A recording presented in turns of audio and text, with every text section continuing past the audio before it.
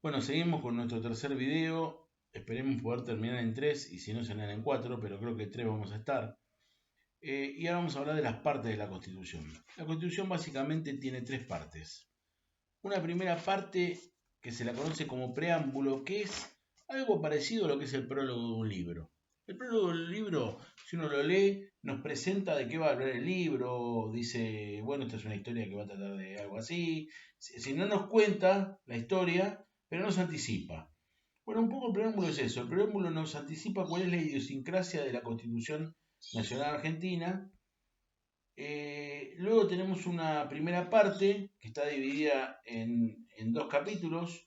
Un capítulo que se llama Declaraciones de Derechos y Garantías.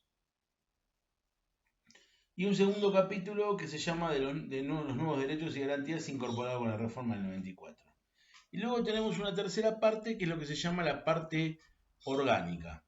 La parte orgánica es la parte que habla de los órganos del Estado. Entonces, la primera parte que tiene estos 2 capítulos, Declaraciones de Derechos y Garantías y de los nuevos derechos y garantías, la llamamos parte dogmática.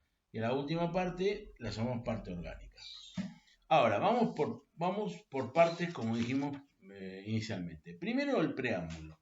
El preámbulo de la Constitución dice, vamos a leerlo y vamos a irlo analizando. Nos, los representantes del pueblo argentino. Nos es una abreviatura de nosotros que se usaba en el castellano antiguo, los representantes del pueblo de la nación argentina. ¿Por qué nosotros los representantes del pueblo? Porque los convencionales constituyentes, tanto los originarios como los derivados, son elegidos por el pueblo, por eso nosotros los representantes del pueblo argentino. Reunidos en Congreso General Constituyente. Recuerden que la Constitución la reforma el Congreso General Constituyente o la Convención Convencional, la Convención Constituyente y no el Congreso Nacional, que solo es el que dicta la necesidad de reforma. Dice, por voluntad y elección de las provincias que la componen, o sea, las provincias que componen la nación argentina tomaron la voluntad y eligieron a los convencionales constituyentes. En cumplimiento de pactos preexistentes. Esos pactos preexistentes de que habla el preámbulo son los acuerdos que se fueron firmando después de las batallas para dictar la Constitución. Inclusive en el Pacto de San José de Flores, que yo les mencioné, cuando se incorpora a Buenos Aires, también hay un acuerdo que es el que establece que la Constitución del 53 se va a revisar. Entonces dice que los representantes del pueblo de la Nación Argentina reunidos en el Congreso Constituyente por la voluntad de las provincias y en cumplimiento de los pactos preexistentes se reúnen con el objeto de constituir la Unión Nacional, afianzar la justicia, consolidar la paz interior, proveer a la defensa común, promover el bienestar general y asegurar los beneficios de la libertad para nosotros, para nuestra posteridad y para todos los hombres del mundo que quieren habitar el suelo argentino. Y esto de los hombres del mundo que quieren habitar el suelo argentino, muchos lo consideran una invitación para la inmigración, como por eso Argentina es un país de fronteras abiertas. O sea, invitación a todos los hombres del mundo que quieren habitar el suelo argentino. Invocando la protección de Dios, vamos a ver que la Constitución argentina en su versión originaria tiene una fuerte componente teológico, una fuerte vinculación con el cristianismo, que después se ve mitigada en la reforma del 94, pero vamos a ver que en algunos artículos al principio está muy arraigado el cristianismo como religión dentro del texto constitucional. Invocando la protección de Dios, fuente de toda razón y justicia, ordenamos, decretamos y establecemos esta Constitución para la nación argentina. Es decir, esto es la presentación. Los convencionales constituyentes que representan a las provincias por su voluntad fueron elegidos para afianzar la justicia o defender el país, lograr el bienestar general. Vamos a dictar una Constitución y que se va a aplicar a todos los hombres del mundo que quieran habitar el suelo argentino. Bajo la protección de Dios, que es la fuente de toda razón y justicia, decretamos esta Constitución. Un poco es así, es el preámbulo. Luego tenemos la primera parte que dijimos se llama declaración, dentro de la parte dogmática, el preámbulo, es una parte dogmática otra, dividida en declaraciones de derechos y garantías, nuevos derechos y garantías. Dentro de las declaraciones de derechos y garantías, que ese capítulo va desde el artículo 1 hasta el artículo 33, encontramos tres tipos de manifestación, decimos, declaraciones, derechos y garantías. ¿Cuál es la diferencia entre una y otra? Una declaración es una manifestación de tipo político, social, cultural, religiosa, incluida en el texto de la Constitución. O sea, no es un derecho, es una declaración, es una manifestación, es algo que yo afirmo. Y por eso, por ejemplo, acá dice, la nación argentina adopta para su gobierno la forma representativa, republicana y federal, según establece la presente Constitución. O sea, no dice los habitantes tienen derecho a, o dice, la nación argentina adopta para su gobierno la forma representativa, republicana y federal. Es una manifestación política. Este es nuestro sistema de gobierno. Una declaración política. Luego dice, el gobierno federal, el artículo 2, sostiene al culto católico apostólico romano. Es una declaración religiosa. El gobierno federal sostiene el culto católico apostólico romano, más allá de lo que esto implique. Porque algunos autores dicen que sostiene, no sostiene que es el culto oficial, sino que sostiene económicamente, que el gobierno nacional le da dinero a la iglesia para ayudarla, no que la sostiene como religión oficial. Esa es una interpretación que hicieron después para evitar decir que el cristianismo es la religión oficial de la Argentina. Y así hay un montón de declaraciones en la Constitución. A modo de ejemplo les doy esas dos. Luego derechos. Derechos es cuando la Constitución como norma reconoce derechos subjetivos, o sea, derechos a los sujetos. Por ejemplo, el artículo 19,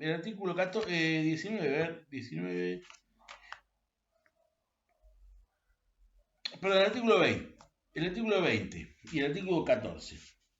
El artículo 14 dice, todos los habitantes de la nación gozan de los siguientes derechos, conforme a las leyes que reglamentan su ejercicio, a saber, de trabajar, de ejercer toda industria lícita, de navegar, de comerciar y de participar, de peticionar a las autoridades, de entrar, permanecer, transitar y salir del país, de publicar sus ideas por la prensa sin censura previa, de usar y disponer de su propiedad, de asociarse con fines útiles, de profesar libremente su culto, de enseñar y aprender. O sea, el artículo 14 es un artículo claramente que establece derechos de los ciudadanos.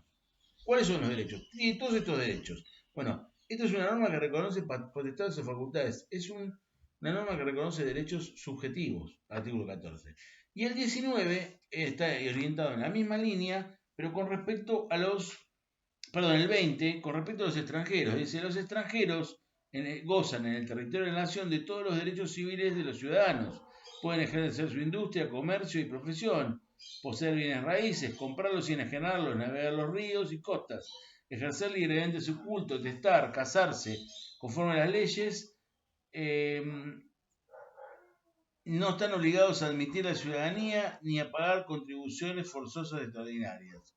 Obtienen la nacionalidad residiendo 2 años continuos en la nación. Pero la autoridad puede cortar ese término a favor del que lo solicite, bla, bla, bla. Entonces, los extranjeros también tienen una serie de derechos subjetivos que están reconocidos en el artículo 20. Entonces, cuando hablamos de declaraciones, dijimos son manifestaciones políticas, culturales, etcétera, sociales, religiosas, son afirmaciones. Los derechos son reconocimiento de derechos específicos y las garantías son mecanismos que establece la Constitución para garantizar esos derechos que reconoce. Y nosotros tenemos en la Constitución varios, yo voy a nombrar 3 por el momento, que están en el artículo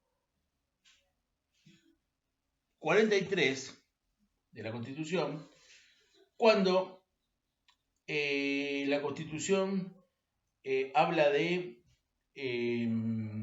garantías, dijimos como mecanismos para defender los derechos, y ahí tenemos 3 garantías, el habeas corpus, el habeas data y el amparo. ¿Qué es el habeas corpus? El habeas corpus es una garantía constitucional prevista para garantizar la libertad ambulatoria, la libertad y la integridad física. Entonces, si una persona desaparece y no es encontrada, se puede interponer en cualquier formato, en cualquier papel, con lapicera, con máquina, ante cualquier juez, un pedido de habeas corpus que solo debe decir habeas corpus y los datos de la persona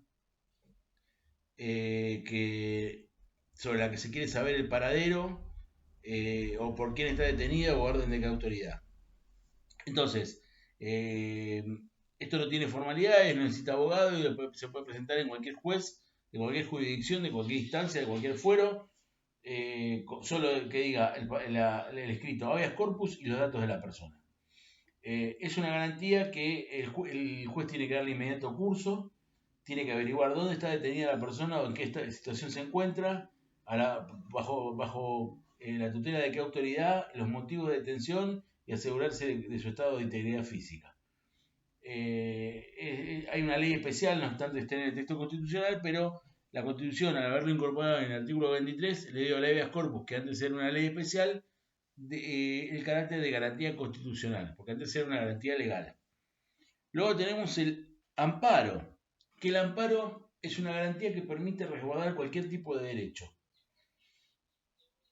Uno ante un acto u omisión que afecte, restrinja, altere o amenaza un derecho reconocido por la Constitución Nacional o por cualquier otra ley, puede presentar, y que no haya un medio procesal, judicial, más rápido o más idóneo que ese, puede pedirle al juez un amparo.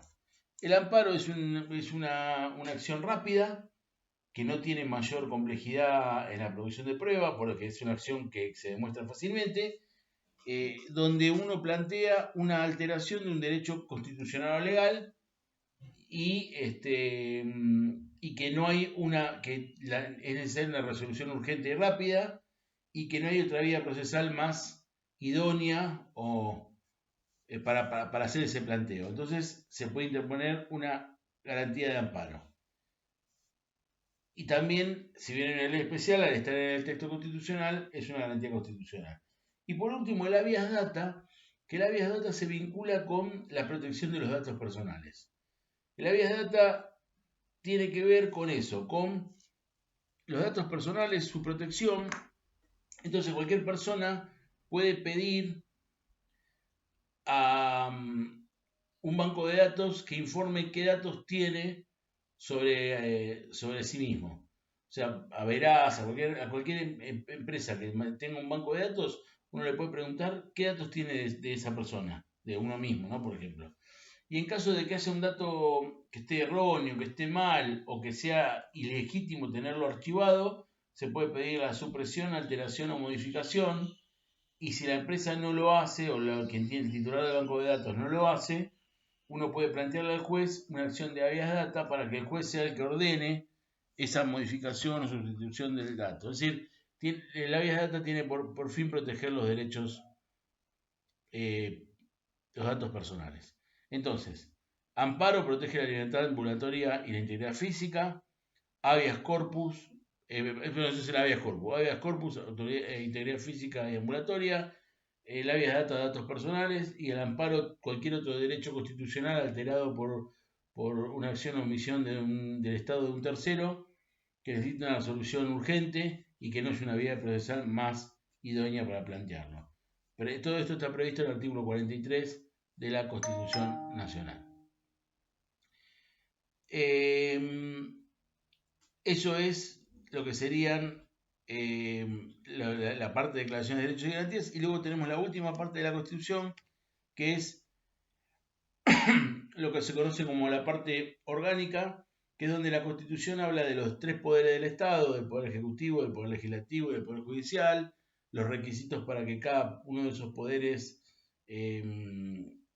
pueda funcionar, cuáles son los requisitos para integrar alguno de esos poderes, como así también el tiempo que dura la designación en uno de esos cargos, las atribuciones que tiene cada uno de esos poderes y los requisitos para ser elegido, ya sea diputado, senador, presidente, etcétera, etcétera, etcétera. Bueno, esta tercera parte de la Constitución es la parte que llamamos parte orgánica y que tiene todo este contenido relacionado con los órganos del Estado, su composición, su funcionamiento, etc. Con esto llegamos a hablar de lo que son las partes de la Constitución.